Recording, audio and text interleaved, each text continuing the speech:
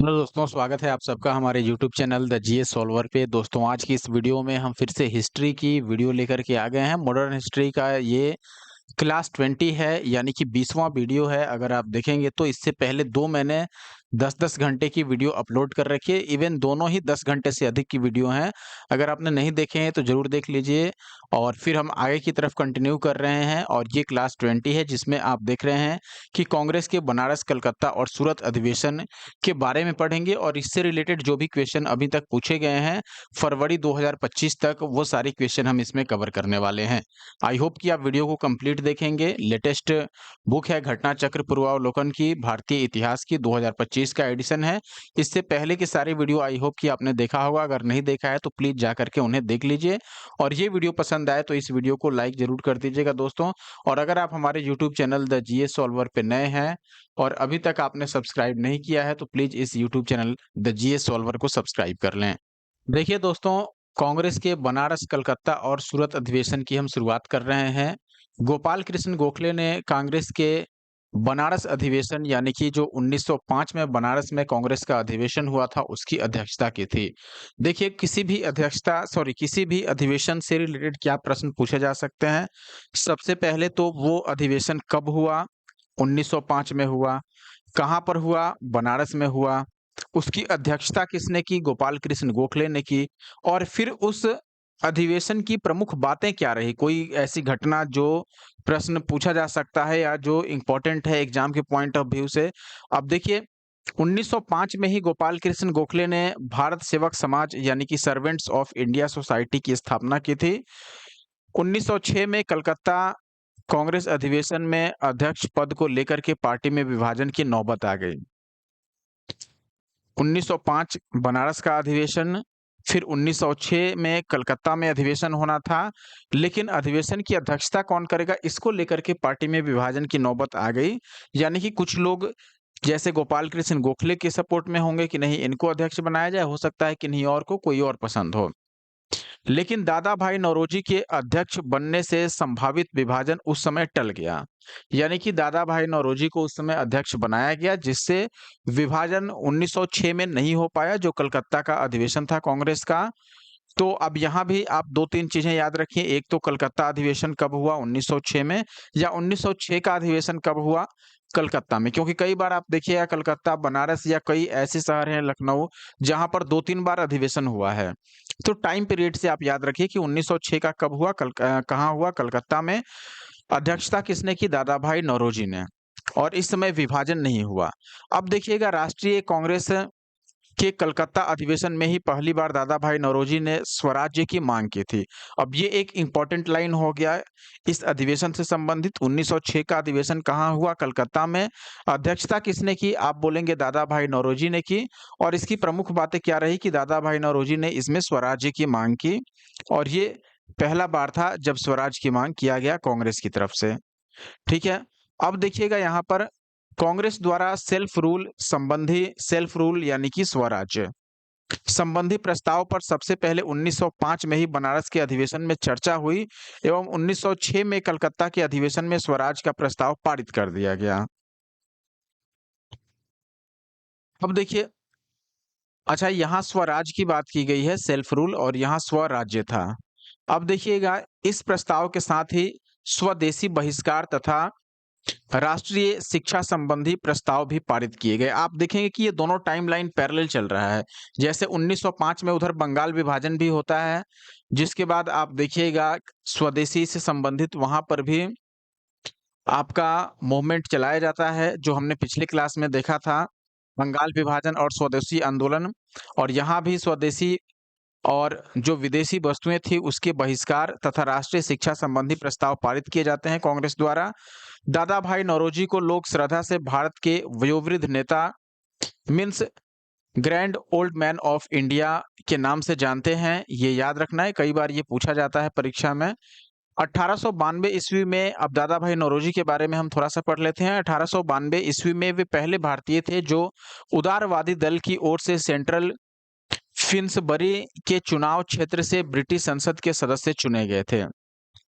तो यहाँ पर 2 चीजें याद रखनी है कि पहले भारतीय कौन थे जो उदारवादी दल की तरफ से ब्रिटिश संसद के सदस्य चुने गए थे? वो थे दादा भाई नौरोजी। कब चुने गए थे? 1892 में।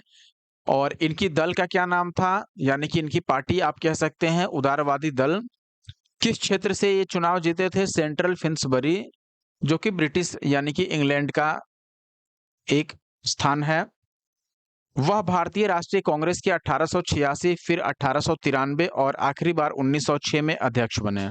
यानी कि 3 बार दादा भाई नौरोजी ने भारतीय राष्ट्रीय कांग्रेस की अध्यक्षता की। अधिवेशनों की 1886 में, फिर 93 में और फिर 1906 के कलकत्ता अधिवेशन में। दादा भाई नौरोजी पहले भारतीय थे जो एल्फिंस्टन कॉलेज बंबई में गणित एवं नेचुरल फिलॉसफी के प्रोफेसर नियुक्त हुए। यानी कि जो एल्फिंस्टन कॉलेज बंबई था, इसमें गणित और नेचुरल फिलॉसफी के प्रोफेसर नियुक्त होने वाले पहले भारतीय व्यक्ति कौन थे? ये थे दादा भाई नौरोजी। इन्होंने एक गुजराती पत्रिका जिसका नाम रास्त गोफ्तार है, इसकी शुरुआत 1851 में की थी। और कई बार ये प्रश्न पूछा गया है, रास्त गोफ्तार पत्रिका की शुरुआत किसने की थी?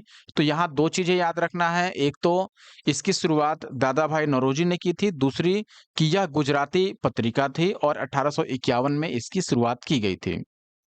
CY चिंतामणि ने दादा भाई नौरोजी के विषय में कहा कि भारत में सार्वजनिक जीवन को अनेक बुद्धिमान और निस्वार्थ नेताओं ने सुशोभित किया है, परंतु हमारे युग में कोई भी दादा भाई नौरोजी जैसा नहीं था।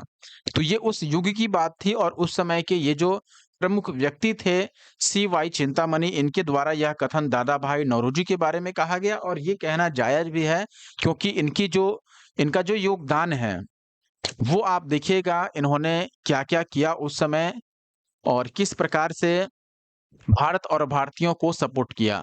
अब देखिएगा दूसरी ओर गोखले ने क्या कहा इनके बारे में। गोपाल कृष्ण गोखले कहते हैं, यदि मनुष्य में कहीं देवत्व है, यानी मनुष्य में कहीं अगर देवता का कोई गुण है, तो वह दादा भाई नौरोजी में है। वर्ष 1907 में, तो ये लाइनें भी याद रखना है कि कौन सी लाइन किसने कहा है। जैसे दादा भाई नौरोजी के विषय में, भारत में सार्वजनिक जीवन को अनेक बुद्धिमान और निस्वार्थ नेताओं ने सुशोभित किया है, लेकिन उस युग में दादा भाई नौरोजी जैसा कोई नहीं था। ये किसने कहा है? ये कहा है CY चिंतामणि ने। फिर दूसरे पर्सन आते हैं, यहाँ पर आप देखिएगा गोपाल कृष्ण गोखले। ये क्या कहते हैं? यदि मनुष्य में कहीं देवत्व है तो वह दादा भाई नौरोजी में है। अब देखिएगा 1907 में सूरत में अधिवेशन होता है कांग्रेस का, जो कि 23वां वार्षिक अधिवेशन था। इसमें उदारवादियों और उग्रवादियों में अध्यक्ष पद को लेकर के कांग्रेस का विभाजन हो जाता है। ये कई बार पूछा गया है कि कांग्रेस का विभाजन, जब जो नरमपंथी और गरमपंथी आप पढ़ते हैं, तो उदारवादी या उग्रवादी ये दोनों अलग-अलग इसके 2 भाग बनाए गए। तो आप देखिएगा 1907 का ये अधिवेशन था जब कांग्रेस 2 गुटों में बंटता है, और ये 23वां वार्षिक अधिवेशन था जो सूरत में आयोजित किया गया था। इसी में कांग्रेस का विभाजन हो गया और इसमें उग्रपंथी जो दल था उसमें लाला लाजपत राय, यानी कि जो उग्रपंथी दल था वो लाला लाजपत राय को अध्यक्ष बनाना चाहते थे, और वहीं उदारवादी जो दल था वो रास बिहारी घोष को अध्यक्ष बनाना चाहते थे। अंततः रास बिहारी घोष अध्यक्ष बनने में सफल हुए थे। और कांग्रेस विभाजन को लेकर के हम आगे भी इसके बारे में पढ़ेंगे। फिलहाल अब हम क्वेश्चन करते हैं, क्योंकि आप देखेंगे घटना चक्र में इतना ही दिया गया है, और फिर हम डायरेक्ट क्वेश्चन पर अब आ जाते हैं कि इससे रिलेटेड क्वेश्चन कौन से पूछे गए हैं। पहला क्वेश्चन देखिएगा, काफी लंबा चौड़ा यहाँ पर क्वेश्चन दिया गया है। प्रश्न में एक बार पढ़कर आपको सुनाता हूँ। दोस्त, अब 18 वर्ष की आयु में स्नातक, 20 वर्ष की आयु में प्रोफेसर तथा सुधारक के सह संपादक, 25 वर्ष की आयु में सार्वजनिक सभा और प्रांतीय सम्मेलन के मंत्री, 29 वर्ष की आयु में राष्ट्रीय कांग्रेस के मंत्री, फिर 31 वर्ष की आयु में महत्वपूर्ण रॉयल कमीशन के समक्ष अग्रणी प्रवाह, 34 वर्ष की आयु में प्रांतीय विधायक, 36 वर्ष की आयु में इंपीरियल विधायक, 39 वर्ष की आयु में भारतीय राष्ट्रीय कांग्रेस के अध्यक्ष, एक देशभक्त जिसे महात्मा गांधी ने स्वयं अपना गुरु माना है। इन शब्दों में एक जीवनीकार ने किसका वर्णन किया है, ये आपको बताना है। ये सारे जो सेंटेंसेस लिखे गए हैं ये किन के बारे में लिखे गए हैं। अब देखिए इसमें सभी सही हैं, लेकिन एक लाइन लिख करके इसको आसान बना दिया गया। लाइन क्या है कि जिन्हें महात्मा गांधी ने अपना गुरु माना है।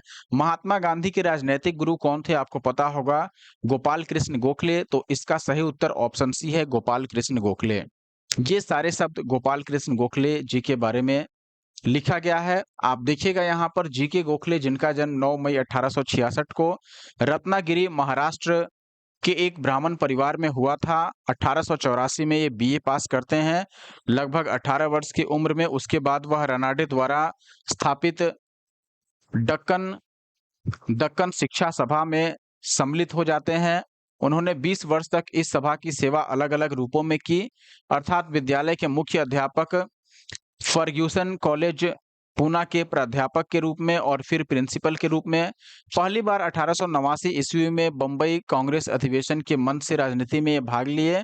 1897 में उन्हें और दिनसा वाचा को भारतीय व्यय के लिए नियुक्त वेल्बी आयोग को साक्ष्य देने के लिए इंग्लैंड भेजा गया। फिर आप देखिएगा दोस्तों, 1897 में उनको इंग्लैंड भेजा गया।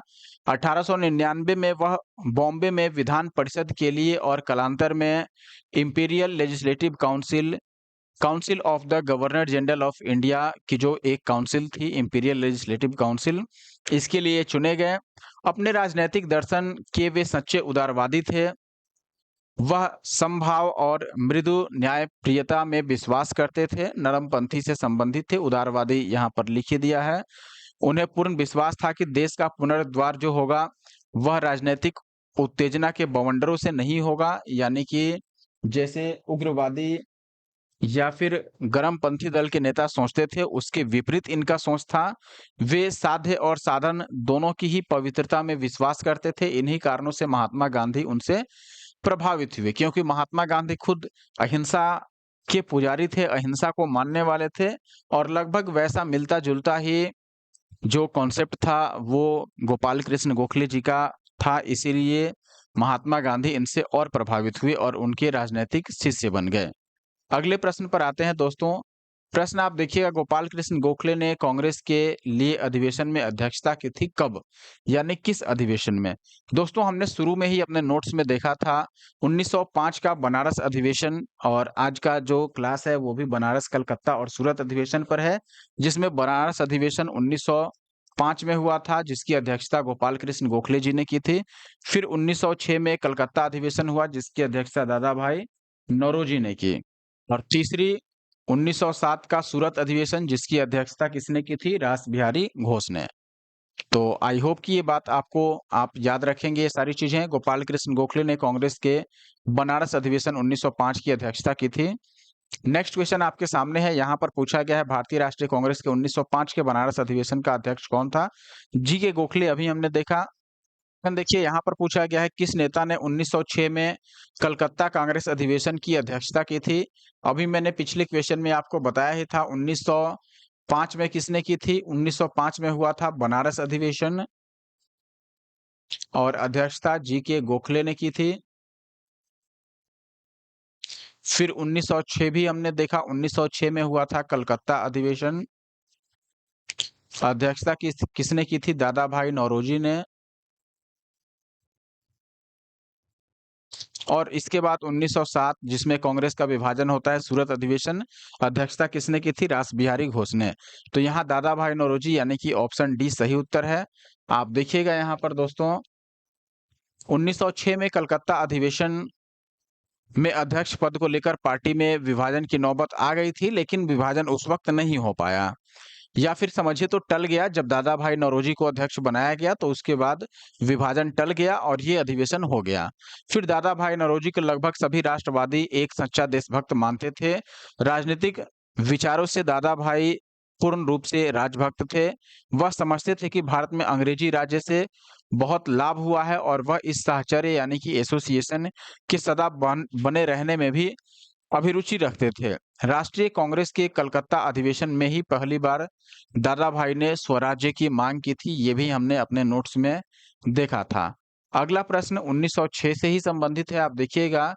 क्वेश्चन है दोस्तों, 1906 में आयोजित भारतीय राष्ट्रीय कांग्रेस यानी कि आईएनसी के कलकत्ता अधिवेशन में भारत के लिए स्वराज का झंडा किसके द्वारा फहराया गया था? दादा भाई नौरोजी ने स्वराज्य की मांग की थी और स्वराज का झंडा भी उस समय लहराया गया। तो ऑप्शन सी इसका सही उत्तर है, पिछले क्वेश्चन से मिलता-जुलता है। आप देखिएगा 1906 में, ये मुझे लगता है कि थोड़ा धुंधला हो गया है, लेकिन मैं पढ़ के आपको बता देता हूँ, आप कृपया इसको सुन लीजिए। भारतीय राष्ट्रीय कांग्रेस के कलकत्ता अधिवेशन की अध्यक्षता दादा भाई नौरोजी ने की थी और इसी अधिवेशन में स्वशासन, स्वदेशी बहिष्कार एवं राष्ट्रीय शिक्षा संबंधी प्रस्ताव पारित किए गए तथा इसी अधिवेशन में स्वराज का झंडा दादा भाई नौरोजी द्वारा फहराया गया था। नेक्स्ट क्वेश्चन देखिएगा, कांग्रेस ने स्वराज प्रस्ताव 1905 में पारित किया, प्रस्ताव का उद्देश्य क्या था? ऑप्शन है आपके पास अपने लिए संविधान बनाने का अधिकार, परंतु ऐसा नहीं हुआ। स्वशासन सुनिश्चित करना, उत्तरदायी सरकार, स्वयं की सरकार। देखिए ऑप्शन की बात तो हम बाद में करेंगे, पहले क्वेश्चन में थोड़ा-सा गलती है। आपको यहाँ पर ये दिया गया है, आप देख रहे हैं, इसमें बोल रहा है कि स्वराज का प्रस्ताव 1905 में पारित कर दिया है। हमने नोट्स में भी पढ़ा था और अभी भी पढ़ा है कि इसका झंडा देखिए, झंडा कब फहराया गया? दादा भाई नौरोजी द्वारा और दादा भाई नौरोजी 1906 के जो राष्ट्रीय कांग्रेस के अधिवेशन हुआ था कलकत्ता में, उसके अध्यक्ष थे। यानी कि 1906 में स्वराज की पूर्ण रूप से मांग की गई और इससे संबंधित जो भी प्रस्ताव था उसको पारित किया गया, न कि 1905 में। और यहाँ 1905 लिखा गया है क्वेश्चन में, इसलिए ये क्वेश्चन ही गलत हो जाता है। अगर यहाँ 1906 होता, फिर हम ऑप्शन के बारे में सोचते। 1906 में इसको पारित किया गया था, 1905 में केवल इसकी चर्चा की गई थी। 1905 में बनारस का अधिवेशन हुआ था, जिसकी अध्यक्षता गोपाल कृष्ण गोखले जी ने किया था। तो आप एक बार देख लीजिए एक्सप्लेनेशन। कांग्रेस ने सेल्फ रूल यानी कि स्वशासन संबंधी प्रस्ताव पर सबसे पहले 1905 के बनारस अधिवेशन में चर्चा की। 1906 में कलकत्ता के अधिवेशन में स्वराज का प्रस्ताव पारित किया गया और इस प्रस्ताव के साथ स्वदेशी बहिष्कार तथा राष्ट्रीय शिक्षा संबंधी प्रस्ताव भी पारित किए गए। इस प्रकार पूछा गया प्रश्न तो गलत हो गया, क्योंकि भारतीय राष्ट्रीय कांग्रेस ने पूर्ण स्वराज संबंधी प्रस्ताव 1929 में आयोजित लाहौर अधिवेशन में पारित किया था, जिसकी अध्यक्षता जवाहरलाल नेहरू ने की थी। तो यहाँ पर जिस प्रकार का क्वेश्चन था, उसके हिसाब से एक बार फिर से आप समझ लीजिए। क्वेश्चन में स्वराज प्रस्ताव पारित करने से संबंधित पूछा गया है, तो यहाँ पर आपने ये देख लिया कि 1906 में स्वराज प्रस्ताव पारित किया गया, ठीक है। और कांग्रेस ने स्वराज्य और पूर्ण स्वराज संबंधी प्रस्ताव 1929 में भी लाहौर अधिवेशन में पारित किया था, जब जवाहरलाल नेहरू अध्यक्षता कर रहे थे उसकी। क्वेश्चन देखिएगा दोस्तों, स्वराज को बतौर राष्ट्रीय मांग के रूप में सबसे पहले किसने रखा था? अभी हमने देखा दोस्तों 1906 के कलकत्ता अधिवेशन में दादा भाई नौरोजी द्वारा इसकी मांग की गई थी पूर्णतः, और राष्ट्रीय मांग के रूप में भी इसको रखा गया। तो ऑप्शन सी निश्चित तौर पर इसका सही जवाब है। 1906 में भारतीय राष्ट्रीय कांग्रेस के कलकत्ता अधिवेशन में कांग्रेस के मंच से स्वराज की मांग पहली बार करने का श्रेय किसको जाता है? दादा भाई नौरोजी को। अगला प्रश्न देखिएगा, कांग्रेस के मंच से भारतीय राष्ट्रीय कांग्रेस के किस अधिवेशन में पहली बार स्वराज शब्द व्यक्त किया गया? अभी हमने देखा 1906 का कलकत्ता अधिवेशन, जिसकी अध्यक्षता दादा भाई नौरोजी ने की थी। आप देखिएगा कांग्रेस के मंच से भारतीय राष्ट्रीय कांग्रेस की कलकत्ता अधिवेशन 1906 में पहली बार स्वराज शब्द दादा भाई नौरोजी के द्वारा व्यक्त किया गया था। अब इसमें एक चीज और है जो आपको समझना है। दादा भाई नौरोजी ने स्वराज शब्द की व्याख्या करते हुए इसे कलकत्ता अधिवेशन 1906 में ही भारतीय राष्ट्रीय कांग्रेस का लक्ष्य बताया था कि जो कांग्रेस का लक्ष्य होगा आज के बाद, वो सबसे पहला और सबसे महत्वपूर्ण लक्ष्य होगा स्वराज की प्राप्ति, यानी सेल्फ रूल की प्राप्ति। यानी जो रूल हो, यहाँ पर जो शासन हो वो खुद का हो, न कि विदेशियों का हो। प्रारंभ में आप देखिएगा जो यूपी पीसीएस है, इसने इस प्रश्न का उत्तर बी माना था। बी का मतलब आप देखिएगा, बी में कलकत्ता अधिवेशन 1906 है, जिसको हम आंसर मान रहे हैं। और फिर ये कह रहा है, परंतु संशोधित उत्तर पत्रक में इस प्रश्न के उत्तर को निरस्त किया गया और स्वराज शब्द को अभिव्यक्त करने की तिथियों में भिन्नता मिली है, इसलिए उत्तर को निरस्त किया गया है। यानी कि कई अलग-अलग सोर्स से इसकी जानकारी अलग-अलग प्रकार से दी जाती है, इसलिए चूंकि इसके आंसर अलग-अलग जगह पर अलग-अलग मिले, इसलिए इसको कैंसिल किया गया क्वेश्चन को। प्रश्न देखिएगा दोस्तों, स्वराज शब्द का प्रयोग सबसे पहले किसने किया था? ये तो हमने कई बार पढ़ लिया दोस्तों। सबसे पहले इसका इस्तेमाल किसने किया था?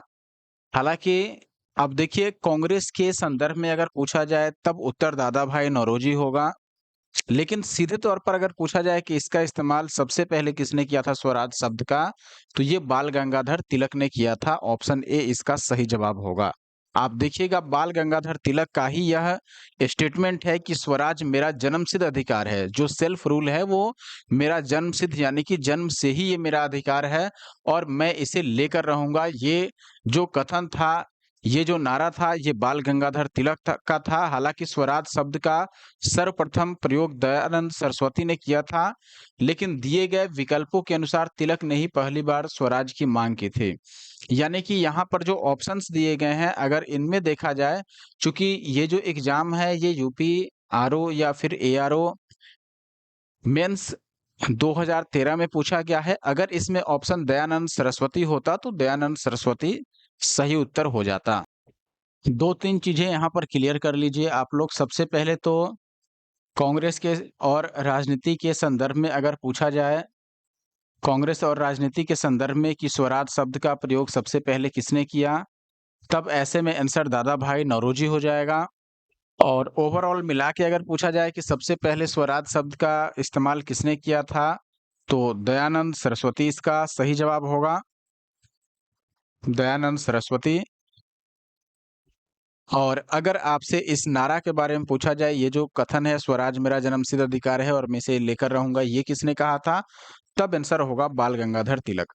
हालाँकि इस ऑप्शन में आप देखेंगे दादा भाई नौरोजी और दयानंद सरस्वती दोनों ही ऑप्शन में नहीं है, इसलिए बाल गंगाधर तिलक इससे संबंधित तीसरे प्रमुख व्यक्ति हैं।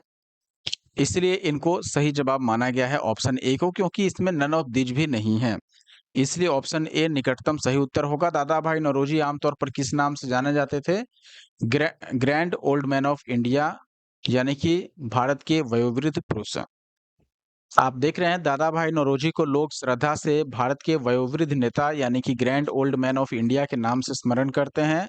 1892 में वे पहले भारतीय थे जो उदारवादी दल की ओर से सेंट्रल फिन्सबरी चुनाव क्षेत्र से ब्रिटिश संसद के सदस्य के रूप में चुने गए। वह भारतीय राष्ट्रीय कांग्रेस के 1886, 1893 और 1906 के अध्यक्ष भी रहे। CY चिंतामणि ने दादा भाई नौरोजी के विषय में क्या कहा था? हमने नोट्स में भी पढ़ा था। भारत के सार्वजनिक जीवन को अनेक बुद्धिमान और निस्वार्थ नेताओं ने सुशोभित किया, परंतु हमारे युग में कोई भी दादा भाई नौरोजी जैसा नहीं था। दूसरी ओर गोपाल कृष्ण गोखले ने भी कहा था दादा भाई नौरोजी के बारे में, यदि मनुष्य में कहीं देवत्व है तो वह दादा भाई में है। आगे बढ़ें। अगला सवाल है और बहुत ही आसान। आप देखिएगा भारत में ग्रैंड ओल्ड मैन की संख्या किसे दी गई है? तो ये दादा भाई नौरोजी को दिया जाता है। नेक्स्ट क्वेश्चन आप देखिएगा, इनमें से किसे the grand old man of India के नाम से जाना जाता है? तो Dadabhai Naoroji, option C is the answer. Next question देखिए, निम्नलिखित में से कौन कथन दादा भाई नौरोजी के विषय में सही नहीं है? उन्होंने poverty and un British rule in India पुस्तक लिखी है, ये तो सही है, हमने पहले भी पढ़ा है। उन्होंने गुजराती के प्रोफेसर के रूप में यूनिवर्सिटी कॉलेज लंदन में कार्य किया था, ये भी सही है। यहाँ पर गलत के बारे में पूछा था। और उन्होंने बम्बई में महिला शिक्षा की नींव रखी थी, निश्चित तौर पर ये भी सही है। वे ब्रिटिश पार्लियामेंट के सदस्य के रूप में अनुदारवादी पार्टी के टिकट पर चुने गए थे, ये गलत है, क्योंकि हमने पढ़ा था ब्रिटिश पार्लियामेंट में ये उदारवादी पार्टी के टिकट पर चुने गए थे। तो यहाँ अनुदारवादी नहीं होगा बल्कि उदारवादी रहता तो जाकर यह सही होता, और ये हमने नोट्स में पढ़ा भी है। उदारवादी सही होगा, अनुदारवादी यहाँ पर गलत है।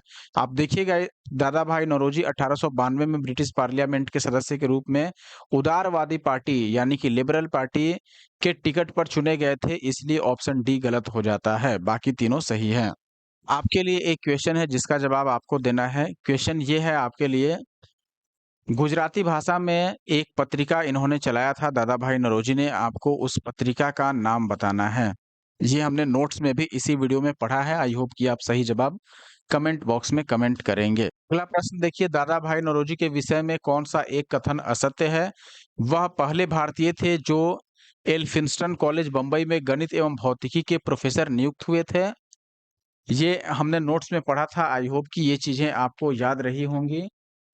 ये मैंने नोट्स में आपको बताया भी था, और इस बार भी असत्य ही चुनना है। तो ये कथन तो सही हो गया। एल्फिंस्टन कॉलेज जो था बम्बई, इसमें गणित और भौतिकी के प्रोफेसर के रूप में नियुक्त होने वाले ये, जैसे हमने देखा था मैथ और इसके अलावा नेचुरल फिलॉसफी, तो आधुनिक विज्ञान ही हो गया भौतिकी के जैसे। तो ये सही है। 1892 में ब्रिटिश पार्लियामेंट में वे एक सदस्य निर्वाचित हुए थे, बिल्कुल सही है। लिबरल पार्टी से, हमने अभी देखा था, उदारवादी पार्टी से। फिर आगे है, उन्होंने एक गुजराती पत्रिका राष्ट्र गोफ्तार का आरंभ किया था। पिछला क्वेश्चन तो मेरा पूछा हुआ गलत ऐसे ही चला गया, क्योंकि यहाँ पर ये दे ही दिया है। ये भी सही है, 1851 का समय था जब उन्होंने यह राष्ट्र गोफ्तार की शुरुआत की थी। और आखिरी है, उन्होंने 4 बार भारतीय राष्ट्रीय कांग्रेस की अध्यक्षता की थी। ये गलत है, क्योंकि हमने कई बार पढ़ लिया, उन्होंने कुल मिलाकर 3 बार भारतीय राष्ट्रीय कांग्रेस की अध्यक्षता की थी, जिसमें पहला 1886 में किया था, दूसरा 1893 में और आखिरी 1906 कलकत्ता अधिवेशन। आई होप कि ये आपको याद होगा। तो ऑप्शन डी यहाँ पर सही हो गया। आप देखिएगा, दादा भाई नौरोजी पहले व्यक्ति थे जो एल्फिंस्टन कॉलेज बम्बई में गणित एवं नेचुरल फिलॉसफी आधुनिक विज्ञान विषय का पूर्ववर्ती रूप है, जिसमें मुख्य रूप से भौतिकी, खगोल शास्त्र, रसायन विज्ञान, जीव विज्ञान, भू विज्ञान जैसे विषय शामिल हैं। कहने का मतलब है कि नेचुरल फिलॉसफी पहले उसी सब्जेक्ट को माना जाता था जिसमें आज के समय के जो फिजिक्स है, केमिस्ट्री है, बायोलॉजी है और एस्ट्रोनॉमी है, ये सारी चीजें उसमें शामिल रहती थी। तो इसलिए भौतिकी को हमने सही मान लिया।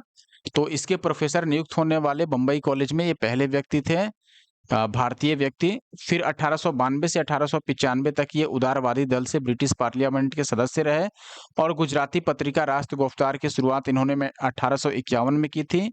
दादा भाई नौरोजी 1886, फिर 93 और 1906 में कुल 3 बार भारतीय राष्ट्रीय कांग्रेस की अध्यक्षता इन्होंने की थी। क्वेश्चन पर आने से पहले दोस्तों, अगर आपने अभी तक हमारे YouTube channel the GS solver को सब्सक्राइब नहीं किया, तो ऐसे और वीडियो देखने के लिए प्लीज आप इस यूट्यूब चैनल को सब्सक्राइब कर लें, अपने दोस्तों के साथ शेयर भी कीजिए और अगर आपने इस वीडियो को लाइक नहीं किया है तो लाइक जरूर करें। अगला क्वेश्चन है, ब्रिटिश पार्लियामेंट में चुना जाने वाला प्रथम भारतीय कौन था? अभी हमने देखा दादा भाई नौरोजी थे और ये 1892 से 95 तक थे। 1892 से लेकर के 1895 तक ब्रिटिश पार्लियामेंट के सदस्य रहे और ये लिबरल पार्टी के टिकट पर चुनाव लड़े थे और जीत हासिल की थी इन्होंने। तो ऑप्शन सी यहाँ पर निश्चित तौर पर सही है।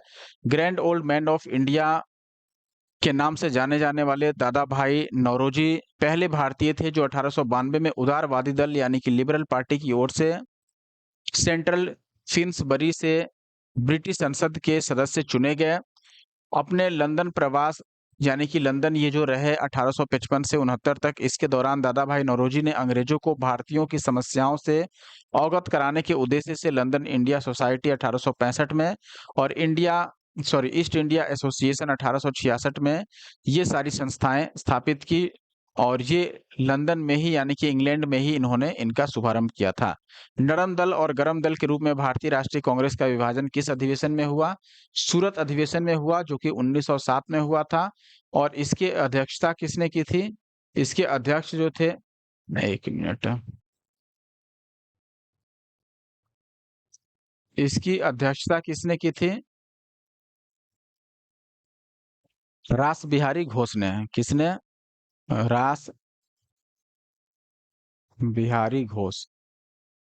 तो ऑप्शन बी यहाँ पर सही उत्तर है। आई होप कि आप समझ पाए होंगे। नेक्स्ट क्वेश्चन देखिए दोस्तों, अच्छा इससे पहले एक्सप्लेनेशन देख लीजिए। 1907 में सूरत में आयोजित कांग्रेस के 23वें वार्षिक अधिवेशन में उदारवादियों यानी कि नरम दल और उग्रवादियों यानी कि गरम दल में अध्यक्ष पद को लेकर कांग्रेस में विभाजन हो गया। उग्रपंथी यानी कि जो गरम दल के जो लोग थे वे लाला लाजपत राय को अध्यक्ष बनाना चाहते थे, जबकि जो उदारवादी थे यानी कि नरम दल के व्यक्ति ये रास बिहारी घोष को अपना अध्यक्ष बनाना चाहते थे। अंततः रास बिहारी घोष को ही अध्यक्ष बनाया गया। सम्मेलन में उग्रवादियों द्वारा वर्ष 1906 में पास करवाए गए प्रस्ताव जैसे स्वदेशी बहिष्कार, राष्ट्रीय शिक्षा और स्वशासन के प्रयोग को लेकर विवाद और गहरा हो गया और अंततः दोनों पक्षों में खुले संघर्ष के बाद कांग्रेस में पहला विभाजन यहाँ पर हो गया। तो ये 1907 में हुआ था सूरत अधिवेशन में। अगला प्रश्न, किस अधिवेशन में कांग्रेस नरम और गरम दल में बंटा? सूरत अधिवेशन में 1907 में, ये हमने देख ही लिया। नेक्स्ट क्वेश्चन पर आते हैं। यहाँ पर पूछा गया है, भारतीय कांग्रेस कहाँ पर उदारवादियों और उग्रवादियों नामक दो गुटों में विभाजित हुआ? तो सूरत अधिवेशन 1907, सेम क्वेश्चन है। नेक्स्ट क्वेश्चन भी मिलता-जुलता ही है यहाँ पर। सूरत अधिवेशन जो 1907 का था उसके बारे में पूछा गया है। 1907 के भारतीय राष्ट्रीय कांग्रेस के सूरत के वार्षिक अधिवेशन के अध्यक्ष कौन थे? अभी हमने देखा आर.बी. घोष, रास बिहारी घोष, और ये 1907 में हुआ था। आगे बढ़ते हैं और क्वेश्चन नंबर 20th पर आते हैं। यहाँ पर आपसे क्या पूछा गया है? भारतीय राष्ट्रीय कांग्रेस के वर्ष 1906 के विख्यात कलकत्ता अधिवेशन में 4 संकल्प पारित किए गए थे। सूरत में 1907 में हुए कांग्रेस के अगले अधिवेशन में इन चारों संकल्पों को स्वीकार करने तथा उन्हें अस्वीकृत करने के प्रश्न पर कांग्रेस में विभाजन हो गया था। निम्नलिखित में से कौन सा एक संकल्प इन चारों संकल्पों में नहीं था? यानी 1906 में जो चार में क्या था? जैसे राष्ट्रीय शिक्षा था, बहिष्कार था, स्वदेशी था, ये सब था। तो यहाँ पर देखिएगा बंगाल के विभाजन को रद्द करना ये बिल्कुल भी इसका डिमांड नहीं था। इसमें बहिष्कार का डिमांड था, बहिष्कार को माना गया था। इसका प्रस्ताव भी पारित हुआ 1906 के कांग्रेस अधिवेशन में। स्वदेशी अपनाया गया और राष्ट्रीय शिक्षा पर बल दिया गया और इससे संबंधित नीति भी पारित की गई थी। तो ये तीनों चीज़ें यहाँ पर प्रमुख थी और इसमें स्वशासन चौथा था। तो निश्चित तौर पर बंगाल का विभाजन यहाँ पर नहीं संबंधित था। नेक्स्ट क्वेश्चन देखिएगा, 20वीं सदी के प्रारंभिक वर्षों में कांग्रेस के विभाजन की प्रक्रिया शुरू हुई। कांग्रेस आंदोलन की रणनीतियों पर या फिर कांग्रेस आंदोलन के उद्देश्यों पर या कांग्रेस आंदोलन के लोगों की भागीदारी पर या फिर उपयुक्त में से सभी?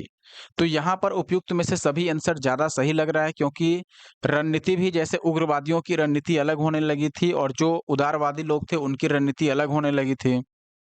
और अब रणनीति अलग होगी तो आंदोलन के उद्देश्य भी अलग हो सकते हैं और फिर ऐसे में आंदोलन में लोगों की भागीदारी भी अलग-अलग होने की उम्मीद है निश्चित तौर पर। जब रणनीति ही 2 गुटों में बँटने लगे, जैसे कुछ लोगों की रणनीति अलग हो जाए, उदारवादी टाइप की, कुछ लोगों की गर्मपंथी टाइप की, तो उनका सोच भी अलग-अलग होगा। फिर आंदोलन में जो भागीदार होंगे, पार्टिसिपेंट होंगे, उनकी भी जो टाइप होगा उनका या फिर वैसे लोग होंगे, वो भी अलग-अलग प्रकार के हो सकते हैं। तो यहाँ पर सभी सही उत्तर है और ये बीपीएससी का ही क्वेश्चन है। 20वीं सदी के प्रारंभिक वर्षों में 1907 में कांग्रेस के विभाजन का एक प्रमुख कारण नरमपंथियों का अपने रणनीतियों, उद्देश्यों और आम जनता को अपने साथ रख पाने में असफल होना था।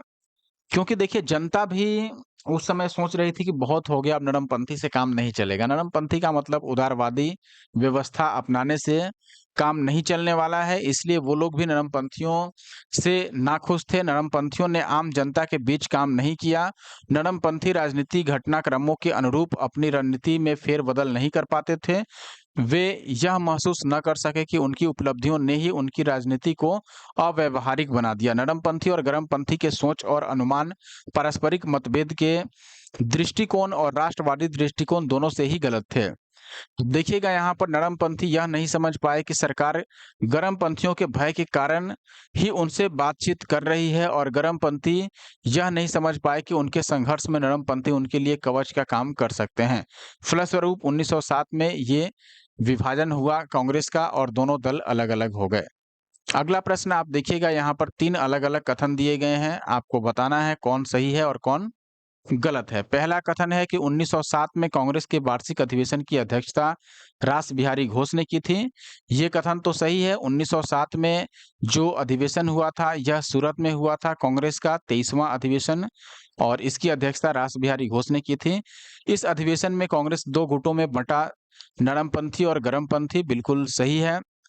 और फिर तीसरे पर आते हैं, दूसरा तो सही है। 1916 में वार्षिक अधिवेशन में कांग्रेस के 2 गुट, चरमपंथी और नरमपंथी, का विलय हो गया और इस अधिवेशन की अध्यक्षता एपी सिन्हा ने की थी। एक चीज है, अगर मैं तीसरे कथन की बात करूं तो आप देखिएगा तीसरे कथन में 1916 का जो लखनऊ का अधिवेशन था, 1916 का लखनऊ अधिवेशन था, जिसमें नरमपंथी और गरमपंथी दोनों को बुलाया गया था और दोनों का विलय किया गया, वापस से कांग्रेस में दोनों शामिल हुए थे। लेकिन इसकी अध्यक्षता एपी सिन्हा ने नहीं की थी, इसकी अध्यक्षता की थी अंबिका चरण मजूमदार ने। किसने की थी? अंबिका चरण मजूमदार। तो इस हिसाब से तीसरा गलत हो जाता है, केवल पहला और दूसरा सही है। तो जहां भी तीसरा को सही दिया गया है, ये तीनों ऑप्शन ऐसे ही गलत हो गया और ये ऑप्शन सी सही हो गया। 1 और 2 सही है और तीसरा गलत है। आप यहाँ एक्सप्लेनेशन भी देख सकते हैं। 1907 में कांग्रेस के वार्षिक अधिवेशन की अध्यक्षता रास बिहारी घोष ने की थी। ये बात बिल्कुल सही है। 1907 में कांग्रेस के सूरत अधिवेशन में कांग्रेस चरमपंथी और नरमपंथी गुट में विभाजित हुई, ये भी सही है। 1916 के कांग्रेस के वार्षिक अधिवेशन लखनऊ अधिवेशन में नरमपंथी एवं चरमपंथी एक हो गए और इस अधिवेशन की अध्यक्षता अंबिका चरण मजूमदार ने की थी। अगला प्रश्न है, भारतीय राष्ट्रीय कांग्रेस में सूरत की फूट कब हुई थी? सूरत की फूट का मतलब है कांग्रेस के विभाजन से, और ये सूरत अधिवेशन में 1907 में हुई थी। आई होप कि आपको याद होगा, पिछले क्वेश्चन में ही हमने पढ़ा था। लेकिन दोस्तों, अब अगर अभी तक आपने इस वीडियो को लाइक नहीं किया और हमारे यूट्यूब चैनल को सब्सक्राइब नहीं किया दोस्तों, तो प्लीज सब्सक्राइब कर ले the GS solver YouTube channel को। आगे बढ़े, अब हम पहले एक्सप्लेनेशन भी देख लेते हैं।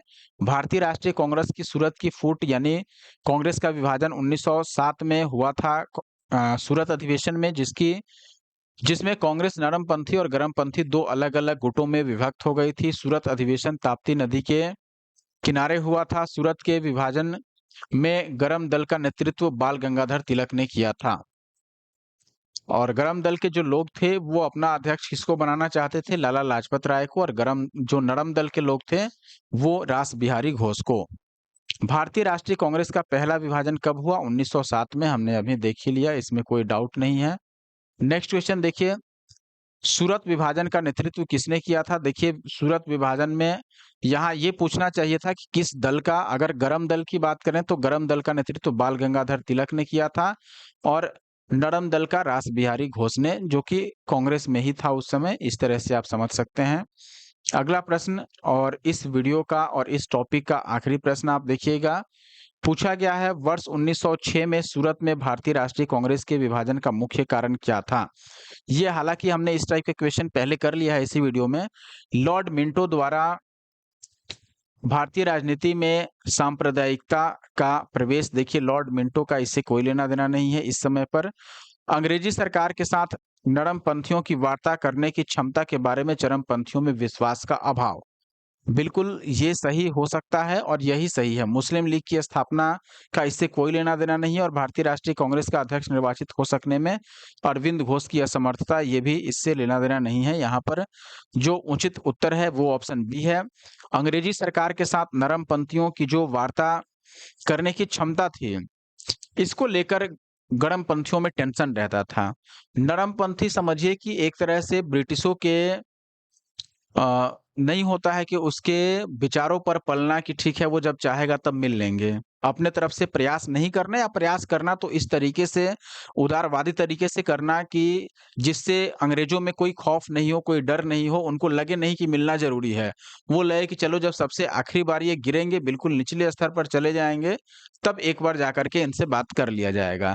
लेकिन गरमपंथियों का बिल्कुल उल्टा विचारधारा था कि नहीं भाई, इस तरह का माहौल पैदा करना है कि अंग्रेजी सरकार झुके और वार्ता करने पर मजबूर हो जाए। और कहीं न कहीं इनका देन था, या इनकी ऐसे रणनीति रही जिसके चलते ही अंग्रेजी सरकार या फिर ब्रिटिश गवर्नमेंट उस समय कांग्रेस से वार्ता करती थी। तो इसका अभाव था निश्चित तौर पर, तो ऑप्शन बी इसका सही जवाब है।